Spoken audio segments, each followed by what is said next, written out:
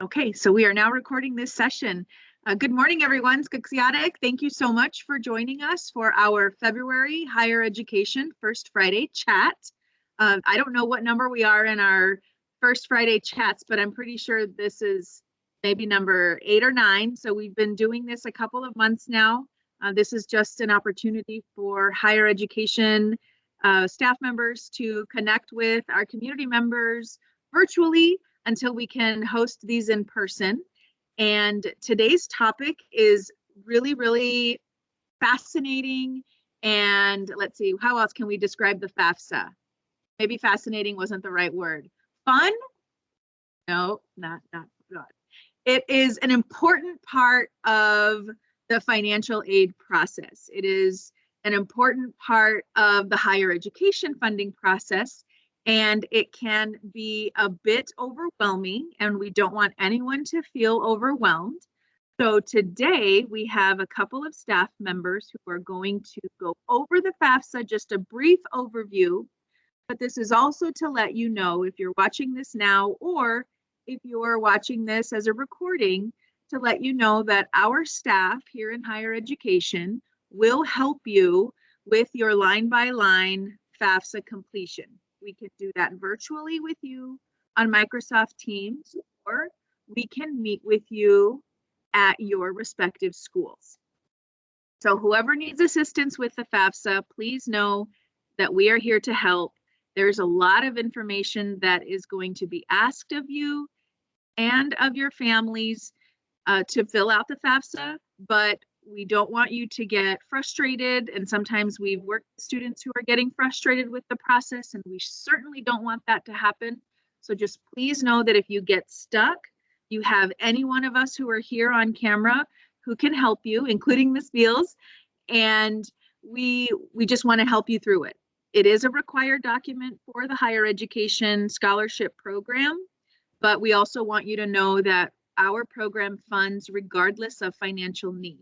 However, when completing your FAFSA at your respective institutions, that also opens up additional funding that you might be qualified for. So that's why we're going to talk about it today. It opened up in October, but students are starting to complete it now as they apply to different colleges and universities. And so if you're a high school senior watching this as a recording, we just want you to know that our staff are here to help you.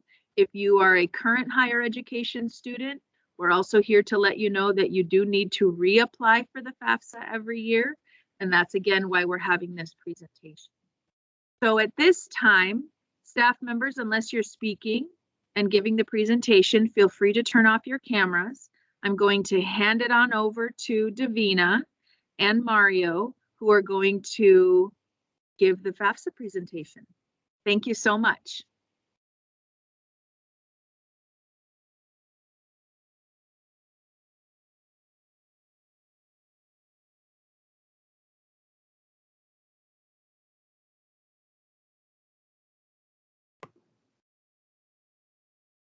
Good morning, everyone. Can you guys see the presentation okay? Yes. Yes. Awesome. Good morning, everyone. My name is Davina Leone, and today Mario and I will be going over the FAFSA process.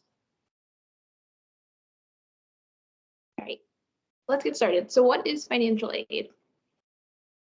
Financial aid is money to help you pay for college. It comes in the form of grants, scholarships, loans, work-study programs, or a combination. You complete the free application for federal student aid to apply to receive government, private, and institutional aid. The higher education program requires all applicants to complete the FAFSA. Cool. All right, everybody, my name is Mario West, and I'll go over the 4 primary sources of financial aid.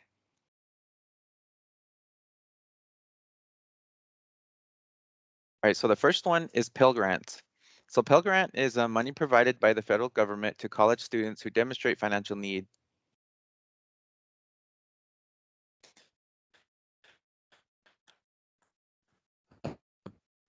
Pell Grants do not need to be paid back.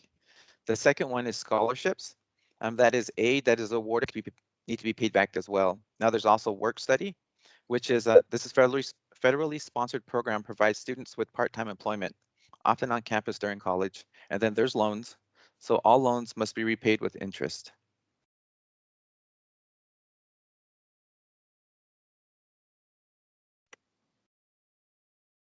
All right, so now we'll be going over the types of federal student loans. The first is direct subsidized loans, and then the second one is direct unsubsidized loans. Direct subsidized loans are available to undergraduate students with financial need. Your school will determine the amount of money that you can borrow, and the U.S. government, the U.S. Department of Education will pay the interest while you're in school at least half time, the first 6 months after you leave school, which is also known as the grace period, and during a period of deferment. All right, so now let's go over direct unsubsidized loans. These are available to both undergraduate and graduate students. Your school determines the amount you can borrow based on your cost of attendance and other financial aid you receive. You are responsible for paying the interest during all periods. Now we'll be going over how to complete the FAFSA.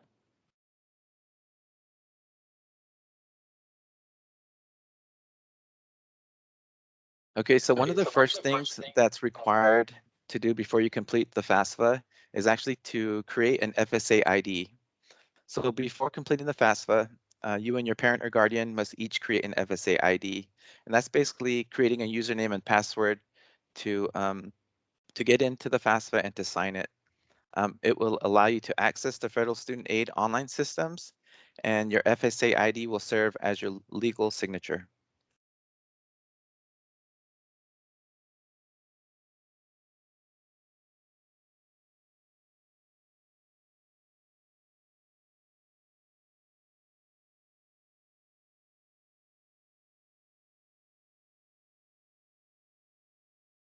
Davina, You're muted. Davina, I'm sorry, you were on mute. Can you guys hear me now?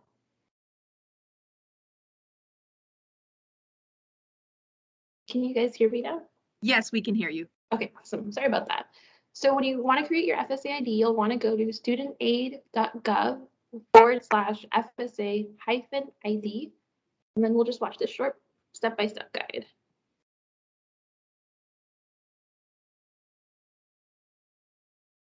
Can you guys hear the video okay? No, I can't No. hear it. Let me.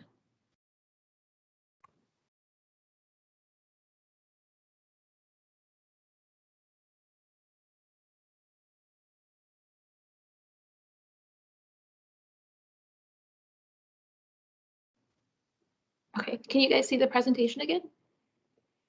Yes, we can. Yes. Okay, awesome. All right, and then let me know if you can hear it, please. Yes. We can hear it.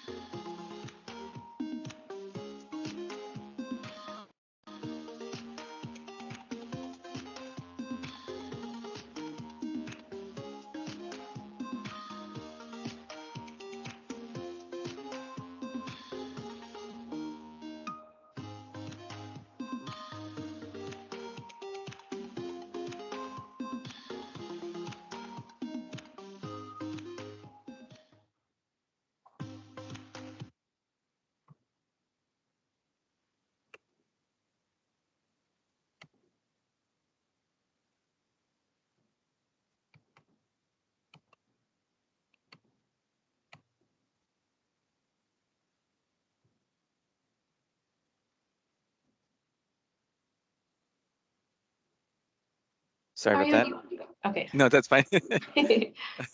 So one thing I want to mention is for the FSA ID, one thing I can't stress enough is to please verify your phone number and your email address. Those are very important because if you need to reset your password or if you forget it, you can always just have a code sent to your email or your phone number. So here are some of the items you'll need to complete the FAFSA. So you'll need your FSA ID, you'll need your social security number, you'll need your W-2s, and you can use the IRS data retrieval tool. You will need your bank statements and investments and a record of your untaxed income if applicable.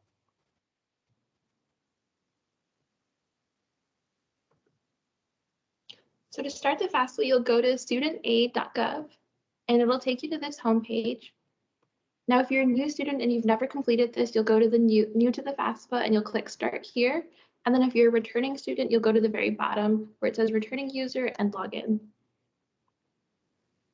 And then you'll use your FSA username and password to log in. Cool. So this is actually really important. These questions will determine whether you're a dependent or independent student. So some of the questions are, will you be 24 or older by December 31st of the school year which you're applying for? Are you serving in active duty in the U.S. Armed Forces? Since you've turned age 13, or both of your parents deceased? Were you a dependent or ward of the court since 13? Are you married? Are you a veteran of the U.S. Armed Forces? Were you in foster care since turning age 13? Are you homeless or at risk of being homeless? Will you be working on a master's or a doctorate program? Do you now or will you have children for whom you will provide half of their support? Do you have any dependents other than children who live with you and you provide more than half of their support? Are you currently or were you in legal guardianship? Or are you currently or were you an anticipated minor? Now, these questions are very important because these will determine whether you'll need to include your parents or not.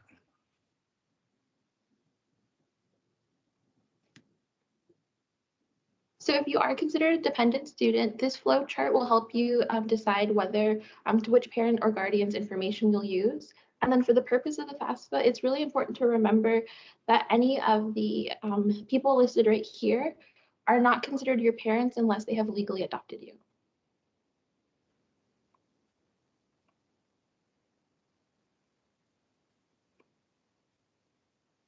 So we'll go over the student aid report. And so we call it a student aid report. Sometimes we call it SAR, S-A-R. So the student aid report, or the SAR, summarizes the information you submitted on your FAFSA and provides information about financial aid eligibility. If you provide an email, you will receive an email with instructions on how to access the online copy of your SAR. So all higher ed applicants must submit a copy of their SAR. Now the SAR usually takes about 48 hours for it to process. So if you process it today's Friday, it takes 48 hours from then to process, and then usually can log back in and be able to access that student aid report.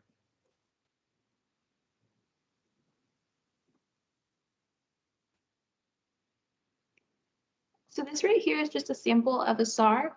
And so it'll include your expected family contribution as well as all the information that you listed on your FAFSA. And then right down here below, if you are flagged for verification, it will let you know. And then we'll be diving a little deeper into that on the next few slides.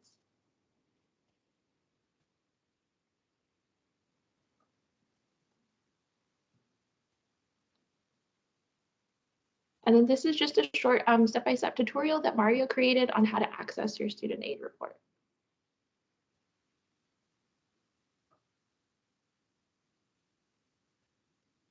Mario West here with Silver Higher Education. I'm going to be guiding you on how to access the student aid report from the FAFSA. First things first, open up a new tab, and up here in the address bar, I would type in FAFSA application. There already.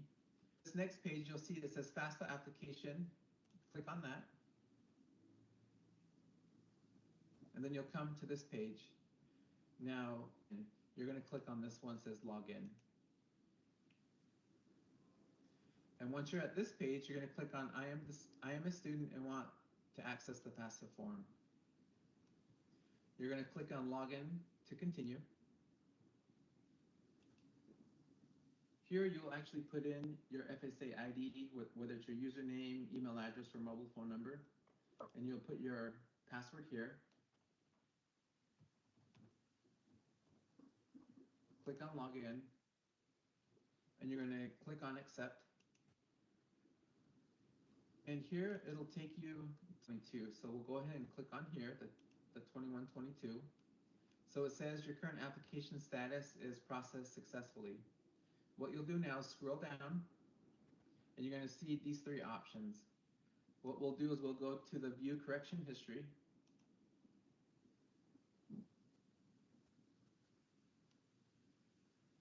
And the first correction history will say View Student Aid Report. So go ahead and click here.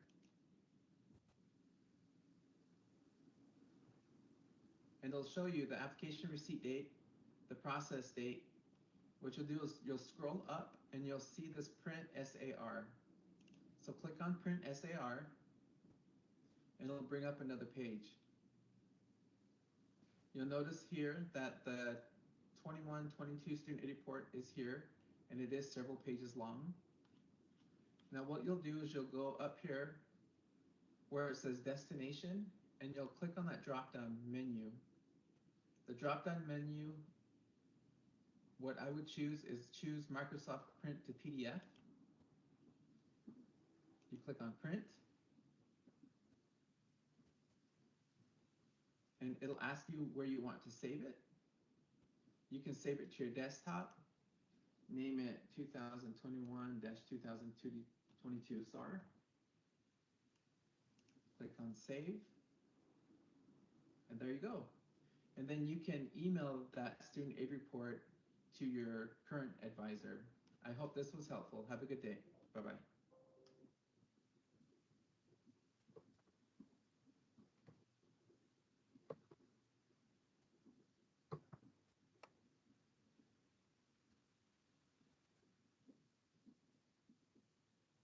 Okay, so thank you for that. So there are the different types of financial aid offers. So after you've applied to your target schools and have completed the FAFSA, you will begin to receive financial aid award offers from each college. So as you review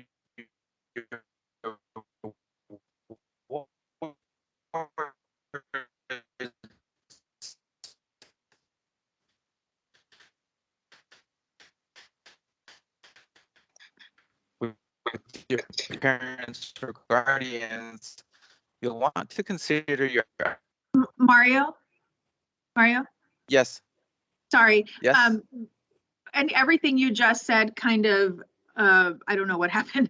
So maybe turn off your camera. Maybe that'll help with bandwidth. And then if you can just repeat what Sure. you started with the slide. Thank you so much. Okay, no problem.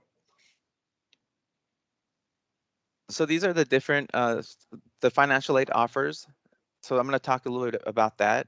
So after you've applied to your target schools and completed the FAFSA, you'll begin to receive financial aid award offers from each college. So as you review your awards with your parents or guardians, you'll want to consider your out-of-pocket costs for each school to help you make your decision on where you want to attend. And one of the things I said earlier is I can't stress the importance of actually reviewing the awards with your parent or guardian so that you're not doing it alone. And you know what? You can always reach out to higher education and we can review those with you as well.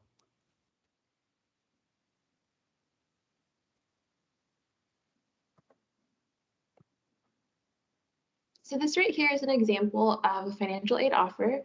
So as you can see, it'll list all the grants and scholarships as well as the federal work study and then any loans that you're being offered. And so it's really important to remember to accept the types of aid that you want to receive.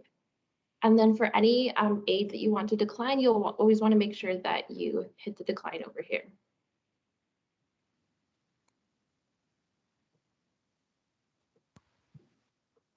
So this is a good one. So what to do if selected for FAFSA verification? So this process is routine. It's likely you haven't done anything wrong on the FAFSA. So check your college student account to make sure your college received all the documentation they need. Confirm how they want it submitted, whether by mail, email, online form, or etc.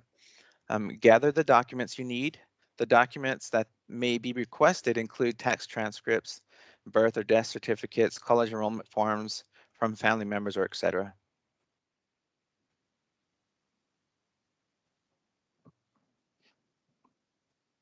All right, so that is our presentation. Are there any questions?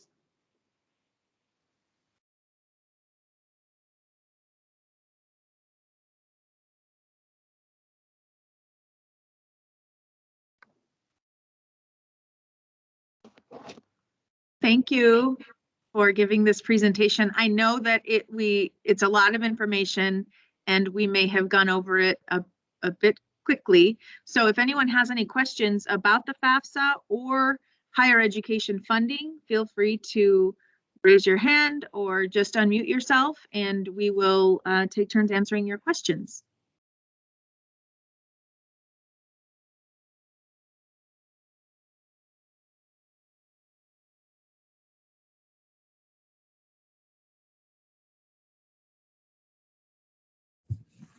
I'll ask a question.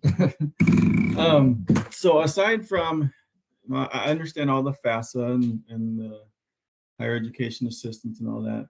But if students want to look for other scholarships that are out there, there's tons, obviously. Do you offer help to look for other scholarships or help apply for other scholarships, or should they just seek help from whatever school they're at? Any higher ed staff can jump on in and answer these questions. Oh, I'll answer this one. Okay, great, thanks. Yeah, so we will assist students with searching for scholarships, and then we also have a list of scholarships listed on our higher ed webpage that you can find. I will drop the link. Cool, thank you.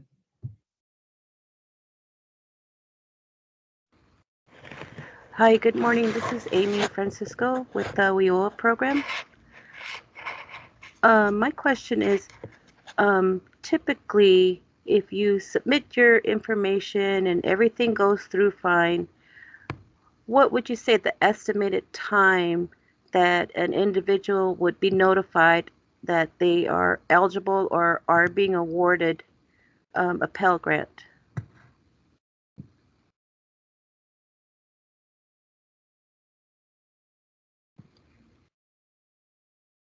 Hi, Amy. This is Tanya Coakley, Salt River Higher Education Program.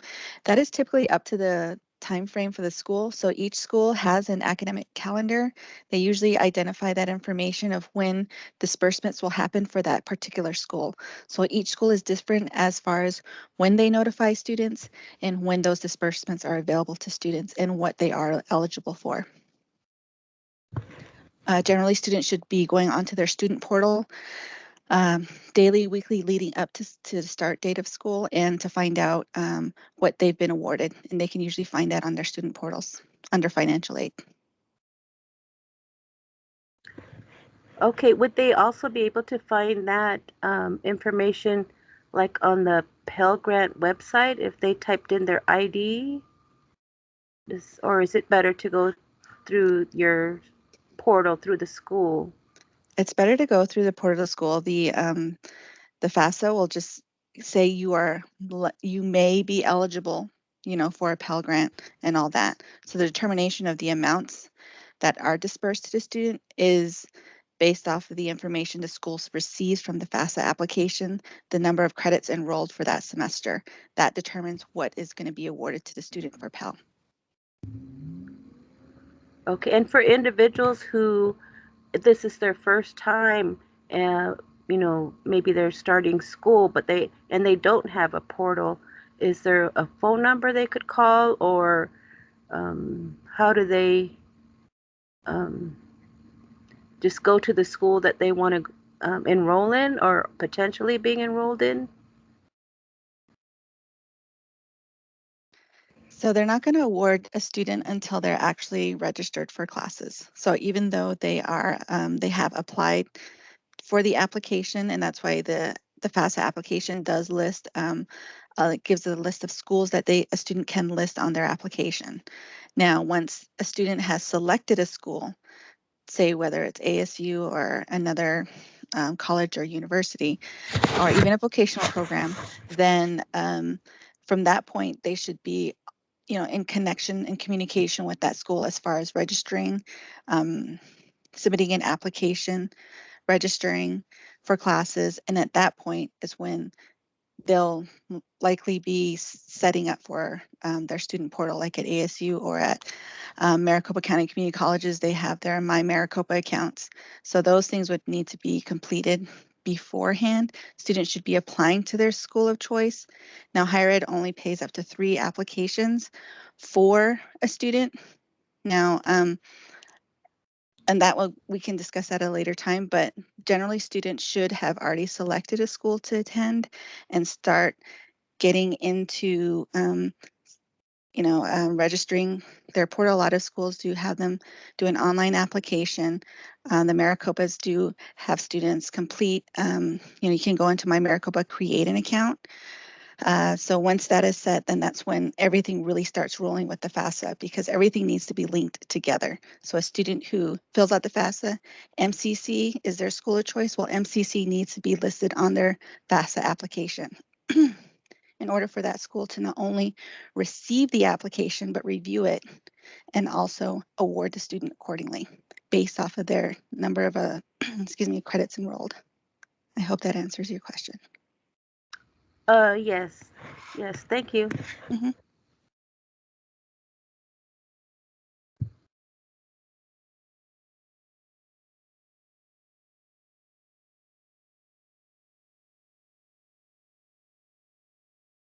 Does anyone else have any questions?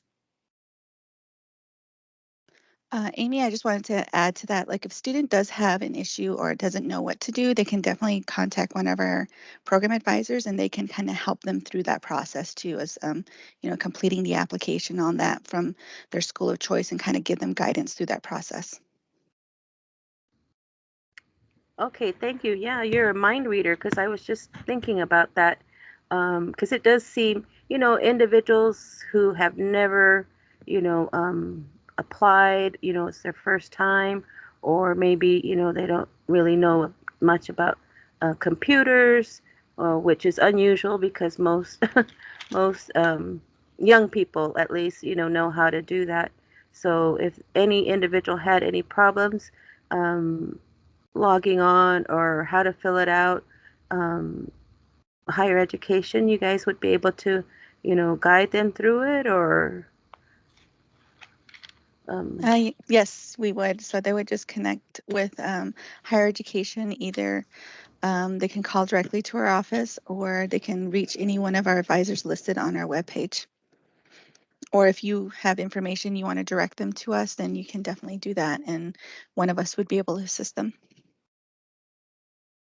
Okay, thank you. I wanted to add to that too. So something we can always do too is based off the expected family contribution. We have a graph that we can look at to determine what they're eligible for, but until they actually apply for the school, and what Tanya mentioned earlier is what they would receive. But we can always just let them know, hey, this is what you're eligible for, but it's not to say this is actually what you'll receive.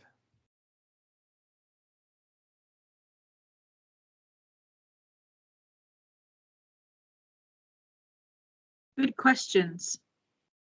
Does anyone else have any questions?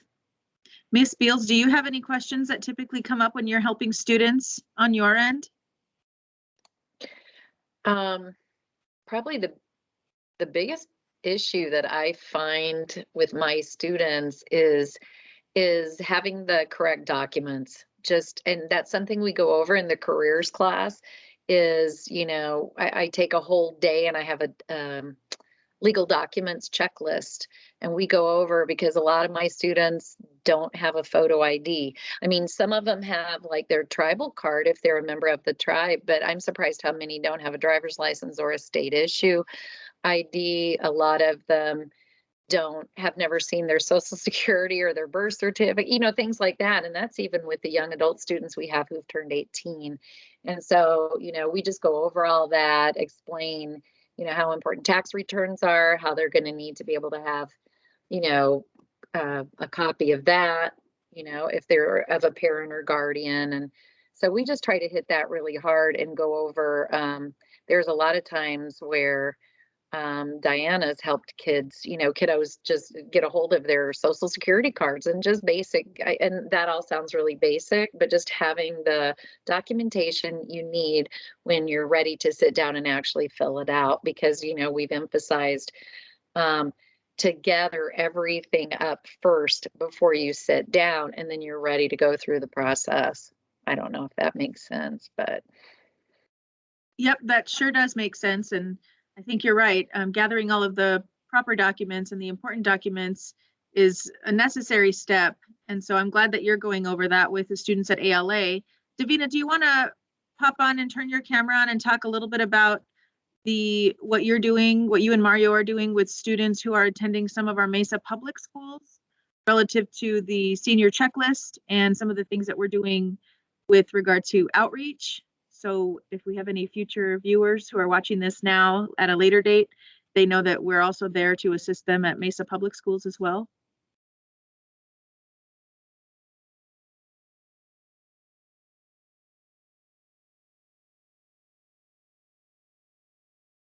Yeah, so right now, Mario and I, we do monthly senior visits. And so we are using something called the Senior Launch Plan that was created by Gear Up to kind of guide our meetings. And what it is, it's a step-by-step process on helping high school seniors plan out their post-secondary plans. So whether that be if they want to go to college, if they want to go to a vocational school, or if they want to go directly into the workforce, we kind of help them just with their planning. And we have a meeting at Westwood coming up, and we'll be going over the same presentation. But we just give workshops kind of helping them throughout the college process, as well as creating their resumes and different things like that. Thank you. Does anyone else have any questions? Or is there anything that we didn't cover that you might be thinking about? Or did we just cover everything? All your FAFSA related questions? I did want to mention that the higher education office does have a couple of computers where students can come in. So once we are out of our phase 1.5 and we are able to return in person, we do have computers that individuals can come into our office and use. They're all socially distanced, and so we'll be sure to assist you if you need access to a computer and sort of that one-on-one help to complete your FAFSA.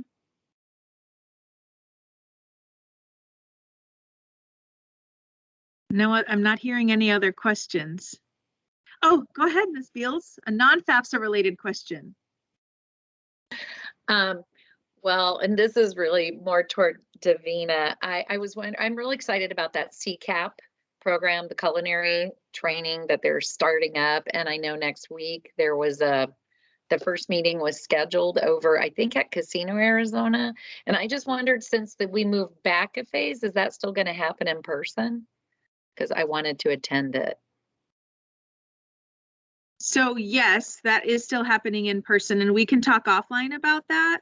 Oh, okay. Just since it's not quite related to this. No, that's okay. It's a great question, and we'll call you when we're done with this so we can talk with you about what's happening, because we didn't plan the event. It's being planned by the CCAP group. So that's the culinary group that's planning that. We just, kind of messaged out the opportunity. So. Okay, thank you. Sure. Anyone else? Tanya, did you have something to say? Yes, I wanted to comment, kind of give some information about the student aid report.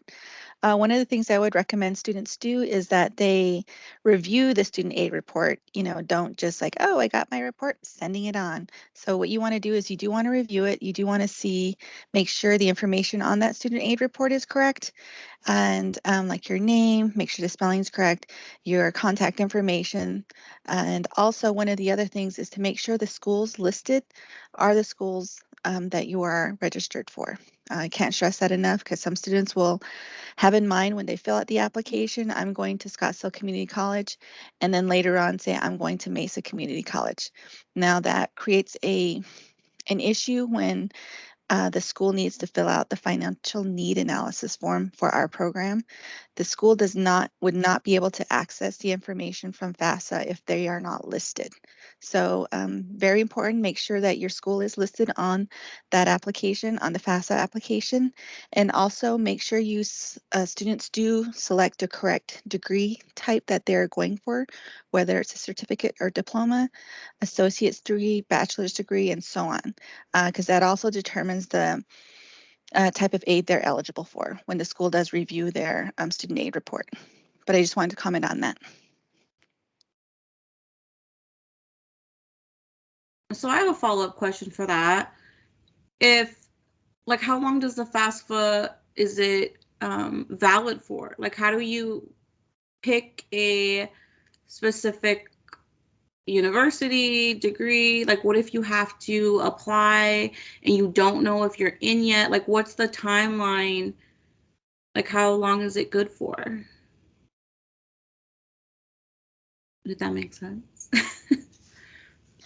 So the application is actually good for the upcoming application is for the 2022-2023 academic year. So if you are applying for that academic year and you're not sure where you're going to go to school, then a student should list all the potential schools that they're going to want to go to. The likelihood of the type of degrees they're going to be attempting at those schools. So if you know you're at a bachelor's level, and that's what you're going for at each of those schools, and that's what you're going to want to list on the FAFSA. So, and like I said, it's you don't just list one school, you can list a numerous amount of schools on there. Now, as long as that school that you do go to is on there, they are able to access that information. So say the student doesn't get accepted into any in-state university and they no longer are interested in, the plan didn't work out this year. Does that FAFSA just become void, or is there any fees or anything that happens if it's not used, I guess, if that makes sense? Like the FAFSA application itself? Yes, like say you did it and you completed it, you turn in your W-2s for that year, but you don't end up going to school. Then nothing just happens to it. It's just an application. It's not like you can withdraw the application. It doesn't, it only applies once you're registered for the school. Okay. Once the school accepts you're accepted into the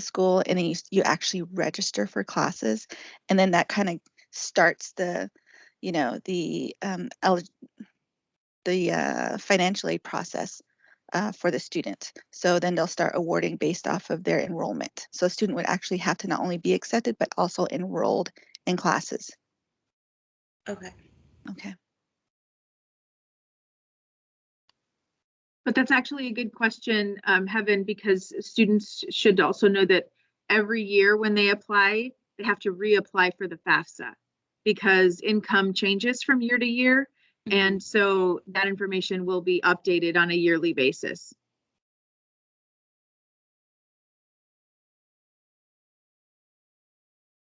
I also wanted to add to that, if a student changes something with the application, they also have the option to update the FAFSA application within that academic year. So if they say, well, I was going to go for an associate's degree, but now I'm really thinking vocational. I was looking at SCC, now I want to go to RSI, which is that refrigeration school. Well, then they can make that change, update their FAFSA application, and put that information in there. So they would have to go through the whole process of completing the whole application.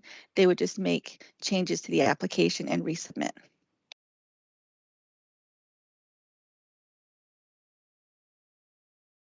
Another thing that's important for students to understand is the type of aid that's being offered to them. We strongly encourage that students do not take out loans. However, that's up to the student's personal preference, right? So the schools will fund a student based on their estimated cost of attendance.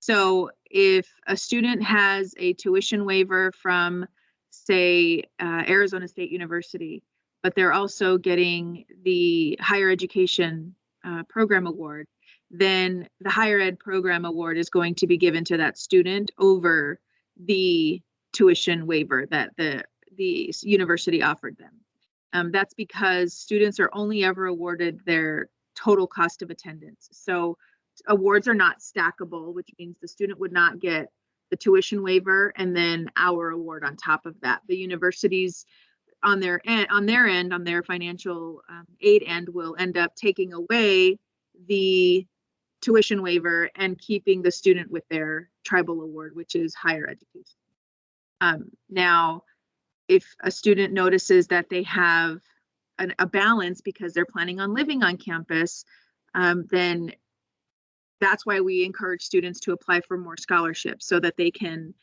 try to apply for scholarships that are cash awards or awards that can be used for anything education related. So tuition waivers, if students apply for tuition waivers, they will likely only get a tuition waiver. So it's only going to apply toward the tuition.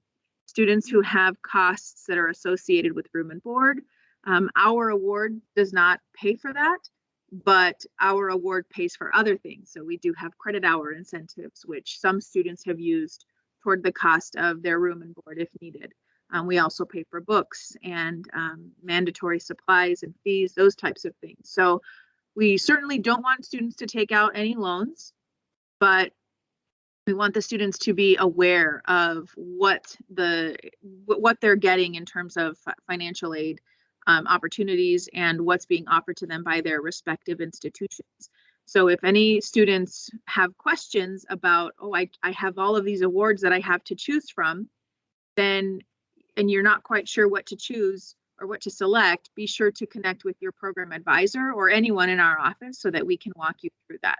Because we have had students in the past accidentally select a loan and they didn't mean to. And so, you know, there are ways to sort of retract that, but if it's already been spent, then there isn't. So we want to be sure that we're educating our students appropriately.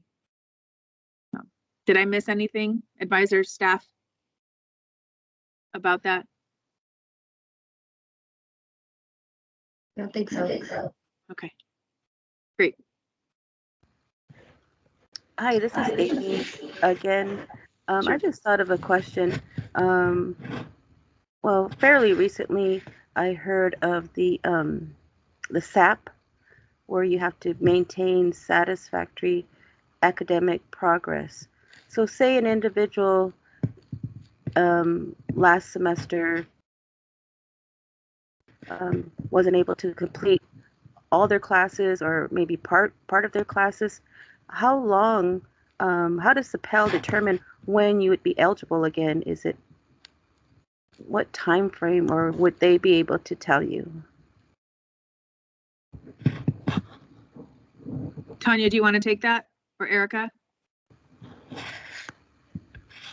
Generally, it's from semester to semester. So if a student's been put on SAP for, you know, that reason, usually at the end of the semester, they want to make sure they reconnect with their financial aid office at the school to find out, you know, like what is usually the minimum requirement to fulfill what they need to do to get off of SAP, you know. So really my recommendation would be for the student to, if they find themselves ineligible for financial student or for federal student aid because of the satisfactory academic progress, that they connect with their financial aid office. If they have to maintain a cumulative GPA of whatever that is, then they need to find out, okay, the likelihood of it happening in one semester. So if a student has a 0.5 GPA, the likelihood of that bouncing back to, let's say the minimum requirement is a 2.0. Well, what is that likelihood of it then bouncing back after one semester? So it really depends on what the student's academic progress is at that time and how long it will take for them to reach the required academic progress determined by federal, FSA. So really it's reaching out to the financial aid office and finding out exactly what that is and what they need to do, and also connecting with not only the advisor at higher ed, but also an advisor at the school, because they would be able to kind of guide them towards to what classes they either need to retake or classes that they do need to take.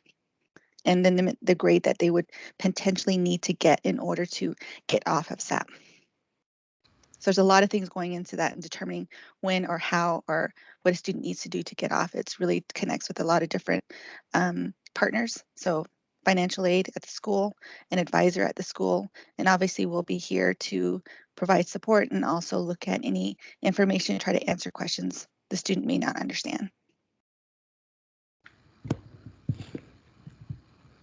Okay, thank you. I mean, I hope that helps. I mean, I know it's different. Every student is different, and every student's situation and the reason why they are on SAP. It could be just they're barely underneath the benchmark, you know, so then they can bounce back the next semester. It really depends. Okay, yeah, because I encounter individuals who for whether it's personal or medical reasons weren't able to complete their classes, or maybe, you know, it was academically challenging for them, so they have, you know, several reasons why they weren't able to, but hopefully, you know, when they begin again, they're in a better you know, situation to be able to complete and be able to benefit from the Pell Grant. Thank you. No problem. And usually the financial aid office will let the student know how long they are on this probationary for like SAP probation. So it's really good to, like I said, really have them connect with financial aid. And sometimes they have to submit an appeal. If that's the recommendation, they can do that, and they will do that through financial aid with the financial aid office. Right, and I understand, I'm sure, you know, there's individuals who have been going to school, and because of the pandemic, maybe they were, you know, unable health-wise to, you know, continue classes, whether it's online or in person. So they would probably have to go to the school or talk with the school and let them know the situation, so they wouldn't be put on that SAP. Would there be any kind of medical or family situation that they would be eligible for? Would they go through the school, or would they check with the Pell Grant, go to that site? So the best bet for the student in those situations is to connect with the school, because the school is the one that's obviously they're the one that dispersed the FSA funds on behalf of the student. So those requests need to go directly to the school. So whether it's through, you know, they would go through any of the Maricopa County community colleges. I mean, obviously SCC's tuition is waived. But if a student completely withdraws from a term and they're dispersed financial aid funding, say a Pell Grant, well, then sometimes they want to recoup those funds because a student withdrew from a term. And depending on when they withdrew, why they withdrew, they need to connect with financial aid right away and let them know if a student is, let's say it's COVID related. I'm not too sure about if those stipulations are still in place for COVID, but they need to reach out to financial aid to determine this is what's happening. This is what's happened. I'd have to withdraw because either, you know, my spouse, my child, or somebody contracted COVID, or, you know, sickness or illness outside of that. Now they would need to connect with them, and there usually is something that they can do or recommend the student do, and they should give them those steps of what needs to happen. Now, if a student is at ASU or at some of the other universities, they will do a medical and compassionate withdrawal and submit documentation to support that. Once that goes to be reviewed by their board there at the school, who approves those requests, then students will receive notification that they've been approved or denied. And in those cases, tuition will be refunded. And usually they connect with financial aid at the same time too, and try to work with the student, hoping that they don't have to pay any of the Pell. but I'm not too sure about that part of it. But in my past experience, usually when they're approved for that, I've not seen students who've been dispersed Pell having to pay that back. So it differs from school to school. So they're the ones that the student really would need to connect with, and that would be at the registrar's office and financial aid, both of them, not just one. So a student would need to, first of all, because if they were dispersed any type of financial aid outside of Salt River, but like say they got Pell Grant or they get maybe a school scholarship or something like that, then they would need to connect with financial aid and say, this has happened. What do I do? I'm going to be withdrawing from, maybe they're not withdrawing from the whole term, but they're withdrawing from more than half of the classes that they're enrolled in. So their enrollment drops from full-time to maybe a quarter of the time, so part-time. So that means their eligibility status for full Pell, if that's what they were eligible for, drops down. So it's really important that students do connect with the financial aid office. If they are receiving funding from higher ed, definitely they would notify us as well, because we would reach out to the school and, you know, with the student and try to work that all out at the same time. Okay, I hope that answers your questions. So if you have any. Oh, yeah, it's very helpful. Yeah, very helpful. Thank you. Thanks, Tanya. Great questions, everyone. Hopefully you're finding this session helpful. And if there's a question that you think of that we didn't answer, feel free to email us. Does anyone else have anything?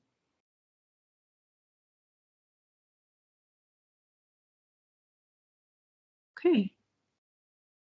Well, I guess that brings us to our closing. Higher ed staff, can you just put yourselves or show your faces really quick? Thank you. Great. Okay. Thank you all for joining us. We hope that you found this session helpful.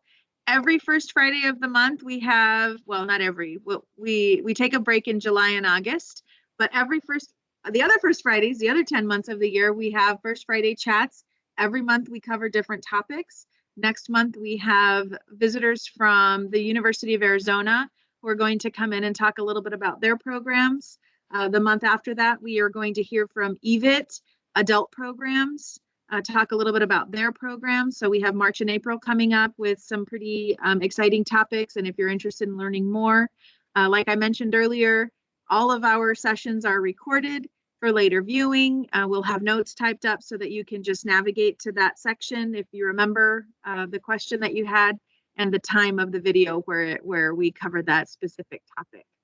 But I wish you all a fabulous Friday, a wonderful February, and thank you all so much for taking some time out of your morning and joining us. Davina, Mario, well done. Thank you so much. Tanya, thank you for answering questions. Danelle, Erica, thanks for being here, and thank you all. Have a great rest of your day. Thank you so much. Bye. Thank you. Thank you. Bye. Bye, Thank everyone. you. Bye.